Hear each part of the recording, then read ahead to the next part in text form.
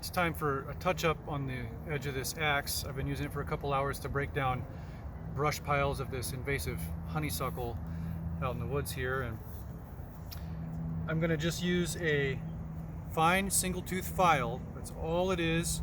I like to take a seat and just kind of use a relaxed grip, and I'm going to feel for when the file, so if I lay the file flat on the axe cheek and I drop my hand down, I can just start feeling for, yeah, there I go. When I just start to engage the edge with the file teeth, it takes a little practice, and I'm using hardly any pressure, and I'm not using enough force to slip and cut myself. I am cutting slightly toward the bit there, and I'm just going to do a handful of strokes on one side, flip it.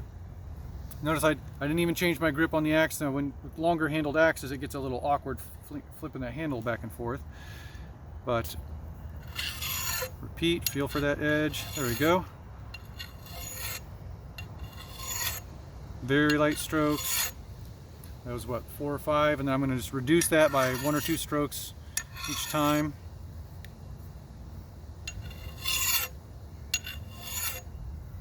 And then I'm just going to do a couple single passes where I reduce the already very slight pressure even more,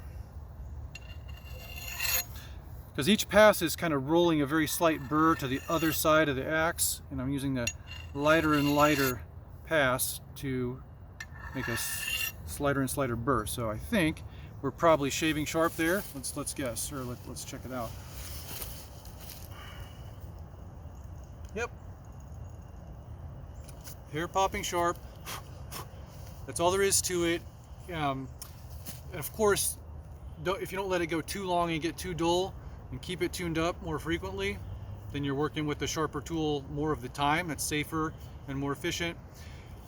The other thing I'll say is, after a handful of these touch-ups, I'm going to be gradually, slowly putting a more and more obtuse grind on here.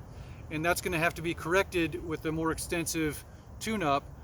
That's kind of a lesson for a different day. That involves some means of clamping the axe down and using a nice coarser file, or preferably a double cut one. I should mention this file. I really like this one from Nicholson. It's got a coarse double cut on one side if you do need to take off more material, and then it's got a really nice fine single cut for putting the final edge on there. And now I get back to work for another couple hours, or however long, until I start to notice it's not cutting as efficiently.